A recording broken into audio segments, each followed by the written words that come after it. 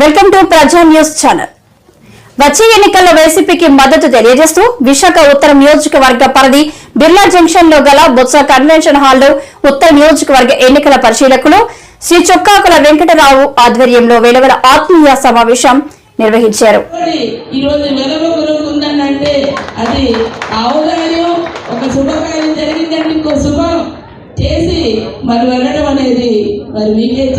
అలాంటి చెల్లిందంటే దాన్ని ఈరోజు మనందరూ ఒకసారి గుర్తుంచుకోవాలి.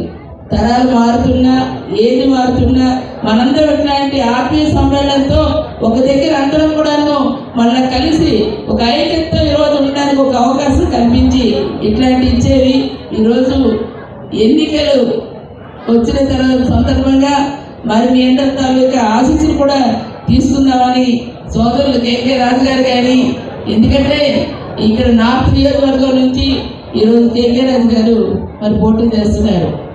వారందరికీ అందుబాటులో ఉండే వ్యక్తి, వారు ఇన్ఛార్జ్ ఉన్న దగ్గర నుంచి ప్రతి విషయంలో కూడా ప్రతి ఇంటికి కూడా 1-4 సార్లు కూడా వెళ్ళి ఎక్కడికైనా తనతో పాటు వెళ్తే రాజుగారు మీరు వచ్చారని మాకు సమస్య క్లియర్ అయిపోయింది. ఎప్పటి నుంచో కనీసం మెట్లు కూడా లేని వాటికి ఈరోజు చక్కగా సబ్స్కట్ నుంచి కొండ ప్రాంతానికి కూడా ఈరోజు సేవ చేశారు.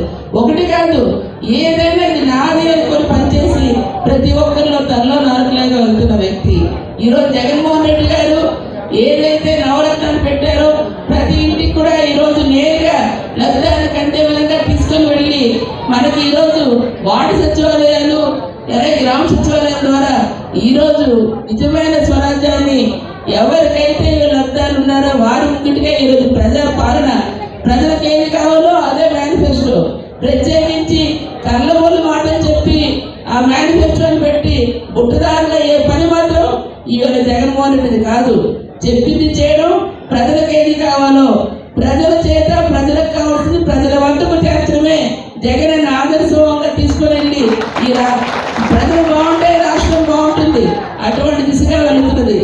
ఎక్కడైనా చదువు గురించి తీసుకుంటే ఒక్కసారి విప్లవాత్మకమైన మార్పులే తీసుకొచ్చి విద్యా వ్యవస్థలోని ఈ రాష్ట్రం భారతదేశంలోనే ఆదర్శంగా నిలబడింది. కాబట్టి ప్రైమ్ మినిస్టర్ గారి ఎక్సలెన్స్ లో మన ఆంధ్ర రాష్ట్రానికి అటువంటి అవకాశం అరుదైన పురస్కారం మనకు దక్కిందంటే జగన్మోహన్ రెడ్డి గారు తీసుకున్న నిర్ణయం అని చెప్పేసి మనం అందరం గమనించాలి.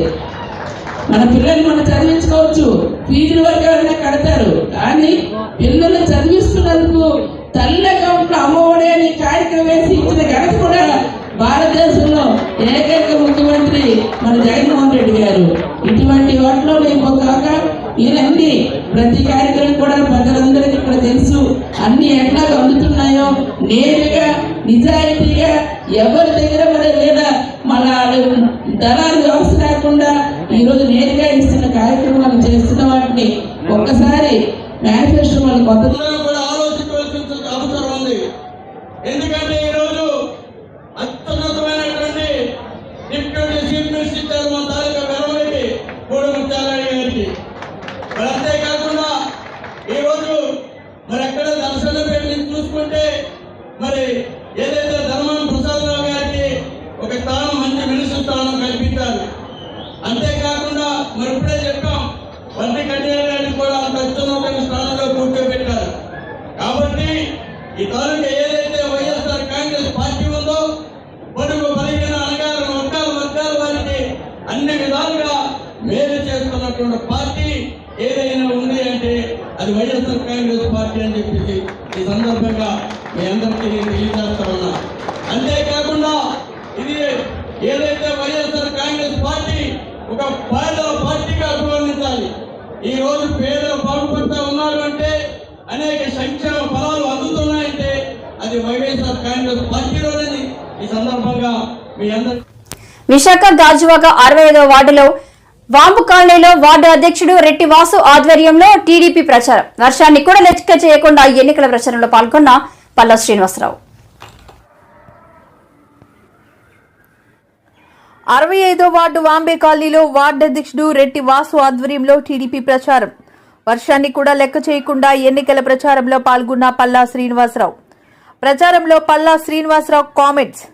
నియోజకవర్గ పరిధిలో ఉన్న ప్రతి వార్డుకి ప్రత్యేకమైన నిధులు కేటాయించి రాయితీలతో కూడిన లోన్లు మంజూరు చేసి వారి అభివృద్ధికి తోడ్పడతాను. గుజ్జులేని కాయలాగా గాజు ఒక నియోజకవర్గ అభివృద్ధి కనిపిస్తుంది. వైసీపీ పాలనలో ప్రజలు గొంతు కోసేటట్టుగా వైసీపీ ప్రభుత్వ పాలన చేస్తుంది.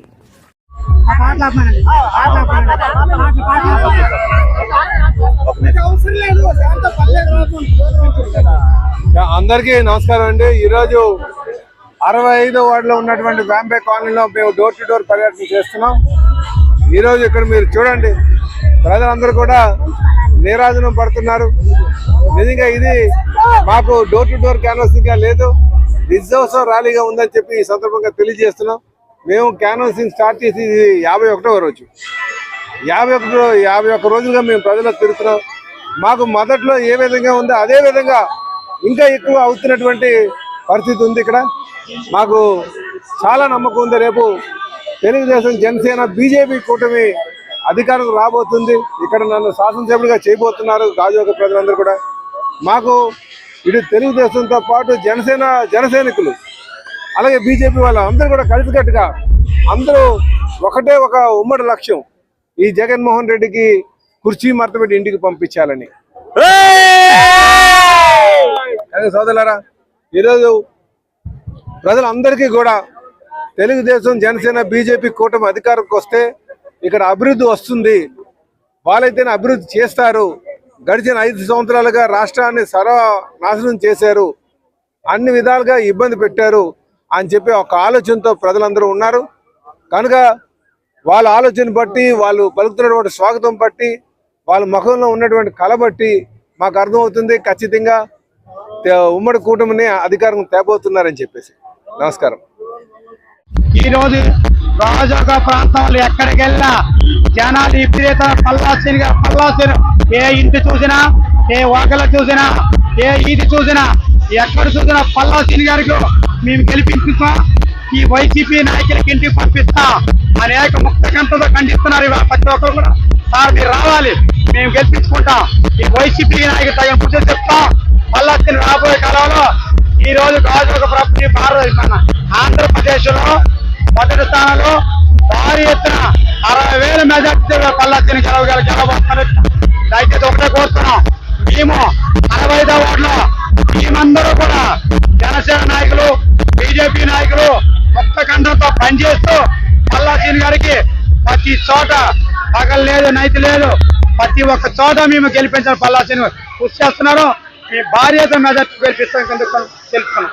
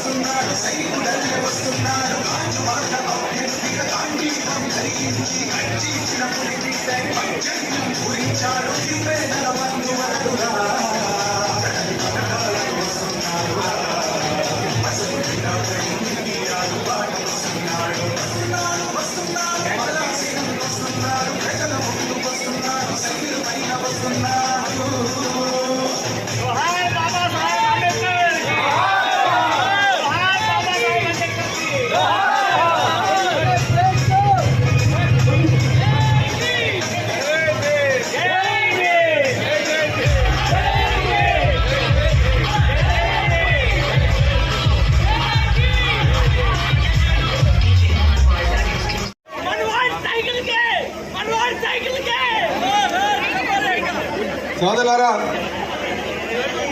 ఈరోజు మనం ఓటు వేసేటప్పుడు ఒక్కసారి రాష్ట్ర ప్రభుత్వం 50 ఎకరాల భూమి కేటాయించకపోవడం వల్ల రైల్వే జోన్ ఆగినట్లు అయ్యన్న పాత్రుడు తెలిపారు. విశాఖ తెలుగుదేశం పార్టీ కార్యాలయంలో ఆయన మాట్లాడుతూ ఈ విషయాన్ని పార్లమెంట్ లో రైల్వే మంత్రి వెల్లడించినట్లు తెలిపారు.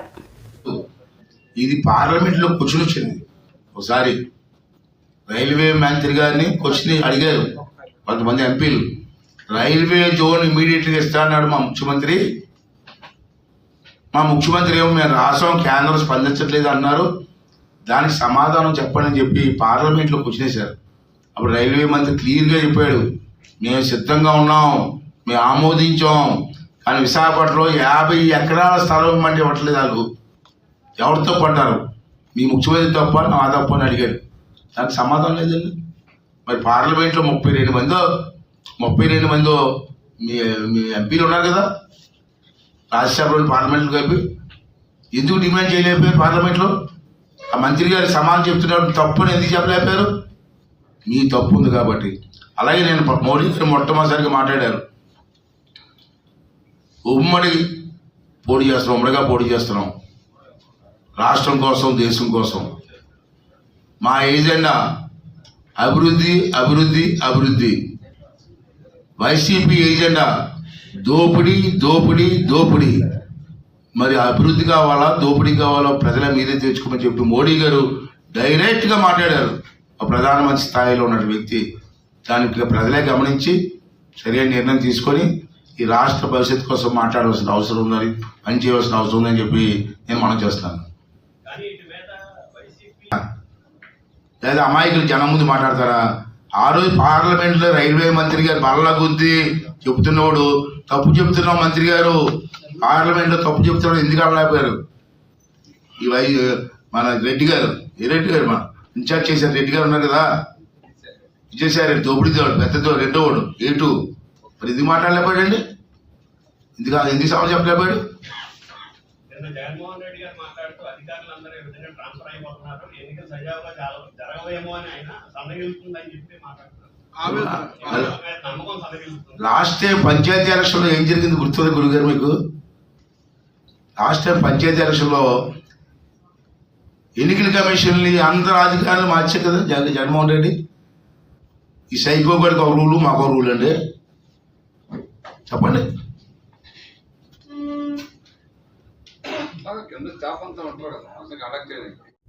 పవన్ కళ్యాణ్ గెలుపు కోసం ఎన్డీఏ కూటమి మెగా ఫ్యామిలీ కష్టపడుతుంటే పవన్ ను ఓడించే లక్ష్యంతో వైసీపీ వ్యూహాలు రచిస్తుంది. ఈ క్రమంలో తమ్ముడు పవన్ కళ్యాణ్ గెలుపు కోసం అన్నయ్య చిరంజీవి రంగంలోకి దిగారు.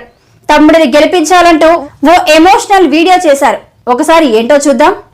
కొడుదల పవన్ కళ్యాణ్ అమ్మ కడుపున ఆఖరివాడిగా పుట్టిన అందరికీ మంచి చేయాలి, మేలు జరగాలి అనే విషయంలో ముందువాడుగా ఉంటాడు. తన గురించి కంటే జనం గురించి ఎక్కువగా ఆలోచించే మనస్తత్వం నా తమ్ముడు కళ్యాణ్ బాబుది. ఎవరైనా అధికారంలోకి వచ్చాక ప్రజలకు ఏదైనా చేయాలనుకుంటారు, కానీ కళ్యాణ్ తన సొంత సంపాదనని కౌలు రైతులు కన్నీళ్లు తుడిచేందుకు ఖర్చు పెట్టడం, సరిహద్దు దగ్గర ప్రాణాలొడ్డి పోరాడే జవాన్ కోసం పెద్ద మొత్తం అందివ్వటం, అలాగే మత్స్యకారులు ఇంకా ఎందరికో తాను చేసిన సహాయం చూస్తుంటే ఇలాంటి నాయకుడు కదా జనానికి కావాల్సింది అనిపిస్తుంది. ఒక రకంగా చెప్పాలంటే సినిమాలోకి తను బలవంతంగా వచ్చాడు, రాజకీయాలు మాత్రం ఇష్టంతోనే వచ్చాడు. ఏ తల్లికైనా తన కొడుకు కష్టపడుతుంటే గుండె తరుక్కుపోతుంది. అలాగే ఏ అన్నకైనా తన తమ్ముడు అనవసరంగా మాటలు పడుతుంటే బాధ వేస్తుంది. అలా బాధపడుతున్న నా తల్లికి ఈ అన్నయ్యగా ఒక మాట చెప్పాను, నీ కొడుకు ఎంతో మంది తల్లుల కోసం వాళ్ళ బిడ్డల భవిష్యత్తు కోసం చేసే యుద్ధం అమ్మా ఇది, మన బాధ కంటే అది ఎంతో గొప్పది అన్నాను. అన్యాయాన్ని ఎదిరించకుండా మౌనంగా ఉండే మంచివాళ్ల వల్లనే ప్రజాస్వామ్యం మరింత నష్టం అని నమ్మి జనం కోసం జన సైనికుడయ్యాడు. తాను బలంగా నమ్మిన సిద్ధాంతం కోసం తన జీవితం రాజకీయాల్లోకి అంకితం చేసిన శక్తిశాలి పవన్ కళ్యాణ్. ప్రజల కోసం, రాష్ట్ర భవిష్యత్తు కోసం ఆ శక్తిని వినియోగించాలి అంటే చట్టసభలో అతని గొంతు మనం వినాలి. జనమే జయను నమ్మే జనసేనాని ఏమి చేయగలడో చూడాలంటే మీరు పిఠాపురం ప్రజలు కళ్యాణ్ని గెలిపించాలి. మీకు సేవకుడుగా, సైనికుడుగా అండగా నిలబడతాడు. మీకోసం ఏమైనా సరే కలబడతాడు, మీ కళ నిజం చేస్తాడు. పిఠాపురం వాస్తవ్యులకు మీ చిరంజీవి విన్నపం, గాజు గ్లాసు గుర్తుకి మీ ఓటు వేసి పవన్ కళ్యాణ్ని గెలిపించండి. జై హింద్. చంద్రబాబు స్కిట్ మొత్తం ప్రధాని నరేంద్ర మోడీ చదివారని మంత్రి గుడివాడ అమర్నాథ్ మండిపడ్డారు. 5 ఏళ్ల పాటు వైఎస్ఆర్సీపీ ప్రభుత్వంపై మాట్లాడని మోదీ ఇప్పుడు మాట్లాడడం వారి అమాయకత్వానికి నిదర్శనమని అన్నారు. మోదీ ఆరోపణలు ఖండిస్తున్నామని చెప్పారు. వైఎస్ఆర్సీపీ హయాంలో జరిగిన అభివృద్ధి గతంలో ఎన్నడూ జరగలేదని స్పష్టం చేశారు. కూటమికి మంచి జరుగుతుంది అనుకుంటే వారి తాలూకు అమాయకత్వం. కేవలం చంద్రబాబు నాయుడు గారు ఇచ్చినటువంటి స్క్రిప్ట్ని ఆ రకంగా మాట్లాడితే వైఎస్ఆర్ కాంగ్రెస్ పార్టీకి నష్టం కలుగుతుంది, జగన్మోహన్ రెడ్డి గారికి ఇబ్బంది కలుగుతుంది అనేటువంటి అభిప్రాయం వాళ్ళకుంటే వారి అమాయకత్వం. ఎట్టి పరిస్థితుల్లో ఈరోజు మోదీ గారు చేసినటువంటి విమర్శలు కానీ, లేదా చంద్రబాబు నాయుడు యథావిధిగా రోజు చేసినటువంటి విమర్శలు కానీ తీవ్రంగా ఖండిస్తూ జగన్మోహన్ రెడ్డి గారి పరిపాలన, ఆయన చేసినటువంటి సంక్షేమం, రాష్ట్రంలో జరిగినటువంటి అభివృద్ధి గతంలో ఎన్నడూ జరగలేదనేటువంటి విషయాన్ని గుర్తుపెట్టుకోవాలని చెప్పి సందర్భంగా కోరుతా ఉన్నాం. ఒక విషయానికి భారతీయ జనతా పార్టీ సమాధానం చెప్పాలి. ఇదే 5 ఏళ్ల క్రితం అప్పుడున్నటువంటి తెలుగుదేశం పార్టీ ప్రభుత్వం అప్పుడు ఎన్నికల ప్రచారానికి వచ్చినప్పుడు ఇదే మోదీ గారు చంద్రబాబు నాయుడుని పట్టుకొని పోలవరాన్ని ఏటీఎంలా వాడుకున్నాడు, అనేక రకాలుగా అవినీతి కార్యక్రమాలు చేశారు, అమరావతి ఒక పెద్ద స్కామ్ అని ఇన్ని రకాలుగా మాట్లాడినటువంటి నాయకత్వాలు ఈ రోజుకి వచ్చేసరికి చంద్రబాబు నాయుడు అభివృద్ధి చేస్తాడు, చంద్రబాబు నాయుడు గారిని లేదా కూటమిని గెలిపించండి అని చెప్పడం మొన్నటి వరకు బాబు మాత్రమే యూటర్న్ అనుకున్నాం. ఈరోజు మోదీ గారు కూడా యూటర్న్ తీసుకోవడం అనేటువంటిది చాలా విచిత్రంగా ఉంది. యూటర్న్ బాబు పక్కన యూటర్న్ మోదీ గారు ఈరోజు చంద్రబాబు నాయుడు గారి విషయంలో కానీ వారి కూటమి విషయంలో కానీ కేవలం ఎన్నికల అవసరాల కోసం, రాజకీయ అవసరాల కోసం, కేవలం అధికారం కోసం ఈ రకంగా మాట్లాడడం అనేటువంటిది సమంజసం కాదు. వాస్తవంగా వారు రాష్ట్రానికి సంబంధించి ముఖ్యంగా పోలవరం విషయంలో దాదాపు 22,000 కోట్ల రూపాయలకు సంబంధించి కేంద్ర కేబినెట్ ఆమోదం కోసం దాదాపు 4 కేబినెట్ల నుంచి ఎదురు చూస్తూ ఉన్నాం. ఎందుకు కేంద్ర కేబినెట్ ఆమోదం తెలపట్లేదు? ఎందుకు దానికి క్లియరెన్స్లు ఇవ్వట్లేదు? కేవలం ఎన్నికల అవసరాల కోసం చంద్రబాబు నాయుడు గారు చెప్పారని చెప్పి ఈరోజు అనేక సందర్భాల్లో జగన్మోహన్ రెడ్డి గారితో ఏదో చీకటి ఒప్పందం భారతీయ జనతా పార్టీకి ఉందని చెప్పి విమర్శలు చేసినటువంటి నాయకులు ఇప్పుడు చీకటి ఒప్పందాలు ఎవరితో ఉన్నాయో అనేటువంటిది బహిర్గతమైంది. కేవలం పొత్తులు, రాజకీయ అవసరాలు, ఎన్నికల్లో విజయం సాధించాలి, రాజకీయంగా రేపు లబ్ధి పొందాలి, రేపు అధికారంలోకి రావాలి అనేటువంటి దానికోసం ఈ రకమైనటువంటి విమర్శలు సమంజసం కాదనేటువంటి విషయాన్ని కూడా ఈ సందర్భంగా తెలియజేస్తా ఉన్నా. ప్రధానంగా నేను నిన్న కాక మొన్న మాట్లాడినప్పుడు కూడా వైఎస్ఆర్ కాంగ్రెస్ పార్టీ తరఫున ఉమ్మడి విశాఖపట్నం జిల్లాలో జరుగుతున్నటువంటి సభ ఈ ప్రాంత ప్రజల తాలూకా సెంటిమెంటు, రాష్ట్ర ప్రజల తాలూకా సెంటిమెంటు, విశాఖ ఉక్కు ఆంధ్రుల హక్కు అనేటువంటి నినాదంతో సాధించుకున్నటువంటి విశాఖపట్నం స్టీల్ ప్లాంట్ ప్రైవేటీకరణకి వ్యతిరేకంగా జరుగుతున్నటువంటి పోరాటం 1180 రోజులుగా జరుగుతున్నటువంటి పోరాటానికి కనీస గౌరవం ఇస్తారు. ఇప్పటికన్నా ఇక్కడ ఉన్నటువంటి ప్రజల తాలూకా సెంటిమెంట్ తెలుసుకొని తీసుకున్నటువంటి నిర్ణయాన్ని వెనక్కి తీసుకుంటాం, ప్రైవేటీకరణ చెయ్యం, ప్రైవేటైజేషన్ ఆలోచన మానుకుంటాం అనేటువంటి మాట చెప్తారని చెప్పి ఆశించాం.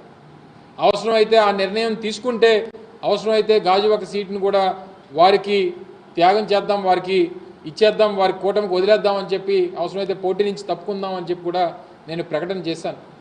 దాదాపు 72 గంటల సమయం ఇచ్చాం. వారు వచ్చి కనీసం స్టీల్ ప్లాంట్ పేరు కూడా ఎత్తల. పక్కన ఉన్నటువంటి చంద్రబాబు నాయుడు ఇప్పటికీ నేను పోరాటం చేస్తాను అని చెప్తున్నటువంటి ఈ తెలుగుదేశం పార్టీ నాయకులు ఇప్పటికీ కూడా కనీసం స్టేజ్ మీద ప్రధానమంత్రి గారిని ఈ నిర్ణయాన్ని వెనక్కి తీసుకోండి అని చెప్పి అడిగేటువంటి మాట కూడా మాట్లాడకపోవడం అనేటువంటిది చాలా శోచనీయం. 14 ఏళ్లు సీఎంగా చేశారంటున్న చంద్రబాబు ఏం చేశాడు? చంద్రబాబు పేరు చెప్తే ఒక్క పథకమైనా గుర్తుకొస్తుందా? 2019లో ప్రజల సైకిల్ను పార్టీగా పీకి పక్కన పడేశారు. తుప్పు పట్టిన సైకిల్ కు రిపేర్ చేయాలని బాబు కష్టపడుతున్నాడు అని అన్నారు.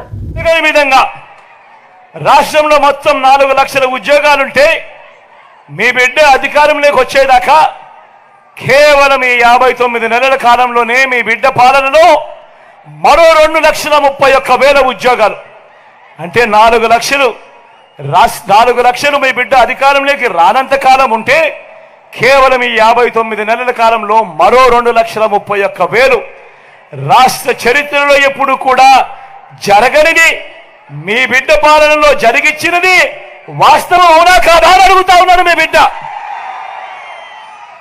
ఈ మాదిరిగా గతంలో ఎప్పుడైనా జరిగిందా అన్నది ఆలోచన చేయమని కోరుతా ఉన్నాడు మీ బిడ్డ. మేనిఫెస్టోలో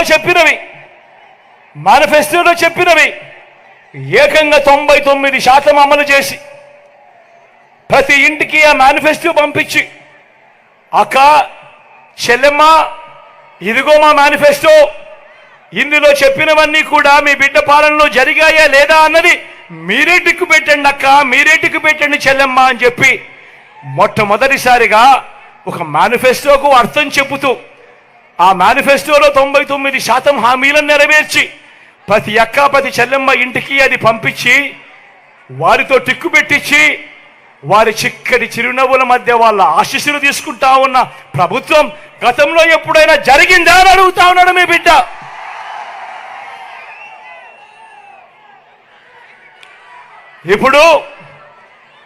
ఇప్పుడు నేను గడగడ మచ్చుకు కొన్ని పథకాలు